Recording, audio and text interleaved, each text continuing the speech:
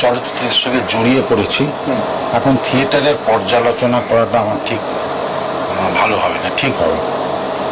তবে আমি থিয়েটারে এখনো নিয়মিত দর্শক, থিয়েটারের সঙ্গে যুক্ত থাকি, কিন্তু থিয়েটার সম্পর্কে মন্তব্য করাটা মতন জায়গায় আমি নেই। দিনের পর দিন মৃণালদার সঙ্গে কাটিয়েছি, তাকে খেয়াল করেছি, অবজার্ভ করেছি। তার একদিন প্রতিদিন এবং আকালের সন্ধানে দুটো ছবিতে আমি দুটো ছোট ছোট চরিত্রে অভিনয় করেছি, দুটোতেই পুলিশ অফিসার। উনি আমাকে দেখলেই পুলিশ অফিসার মনে করতেন। তো এই আমাদের ছাত্র তাপস যেটা বললো যে বেশ বিশাল চেহারা ছিল আপনার, তখন আমার এত বিশাল দেহি এবং খুব স্টেডি ছিলাম, বয়সটা কম ছিল। তো আমি হাঁটলে অনেকে পালিয়েও যেত, মানে মনে করতো পুলিশ, কি একটা পুলিশের দারোগার ইমেজ ছিল।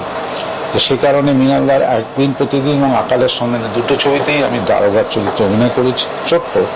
কিন্তু তার চেয়ে বড় কথা, আমি পুরো ছবিতে উনি আমাকে অ্যালাউ করতেন যে ওনার শুটিংয়ে থাকা।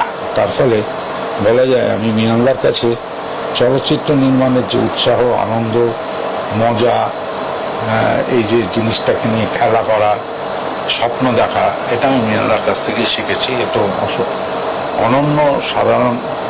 বন্ধু বান্ধবরা এখনো আমার খুব কাছের, আমি যেখানে জন্মেছি সেখানেই থাকি এবং মাঝে মধ্যেই তাদের সঙ্গে আড্ডা মারি, ঘুরে বেড়াই। হয়তো সেই অর্থে বাস্তব অবস্থায় তাদের সবার যে সাকসেস এসছে, সার্থকতা এসছে তা নয়।